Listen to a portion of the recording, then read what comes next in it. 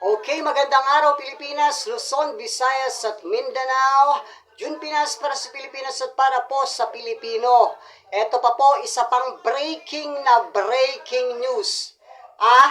Ito pong si Mike Defensor ay hinuli na rin po ng ating mga otoridad sa kasong plunder. After po ni Marcoleta, Defensor, huli na rin po. Ayan, panoorin natin. DZMM Radyo Patrol Flash Report. Marlene?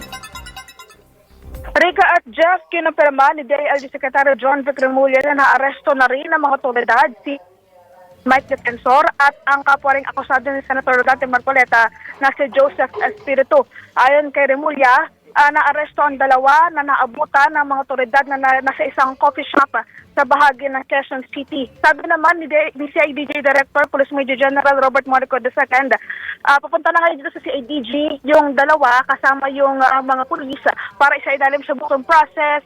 Tapos pagkatapos yan, dadalhin sa Sandigan Bayan para sa return of warrant at the same time at saka pagdedesisyonan kung saan sa Leyte Tieta na kulungan.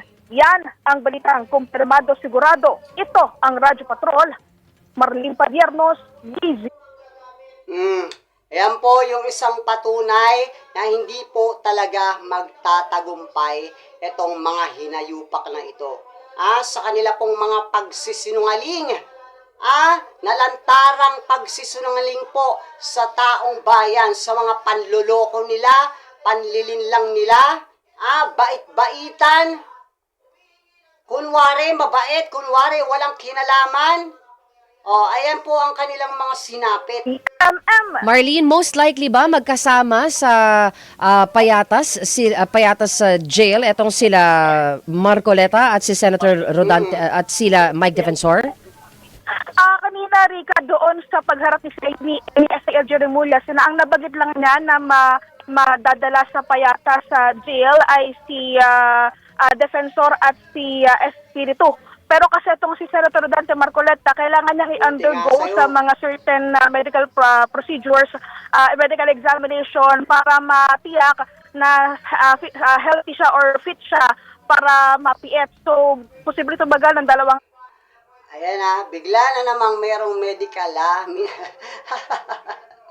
Alis na talaga ng mga politiko na nakukulong, guys, no? Nagkakaroon ng medical issues. Wag naman sana. Para pagbayaran niya lahat ng kagaguhan na ginawa nila. Lalong-lalo na po itong si Mike Defensor. Halantara naman po talaga yung kanyang pagsisinungaling. Ang niloloko niya lang po yung taong bayan. At advice lang po, 18 bodyguards. Ito po nga nagpipinan sa inyo, ay nakulong na. Mag-isip-isip na kayo. Mas piliin ninyo yung pamilya ninyo kaysa po sa mga tao na ito.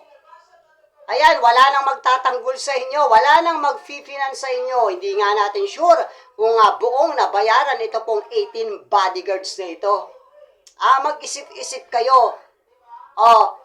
Isa-isa na pong nalulusaw ay ang may kinalaman sa likod ng mga panloloko ninyo, 18 bodyguards. Alam namin niya, obvious na obvious yung panloloko ninyo. Mag-isip-isip kayo. Manatili muna dito sa PNP General Hospital sa Senator Marcoleta hanggang sa matapos yung mga medical examination sa kanya bago siya dalhin sa Sandigan Bayan for return of warrant at APF sa kulungan, Rica. So, hindi pa nababanggit ngayon kung saang kulungan, pero yun yung sinabing proseso ni SILG Remulla kanina sa pagharap niya sa media. Alright, maraming salamat, Marlene Padiernos.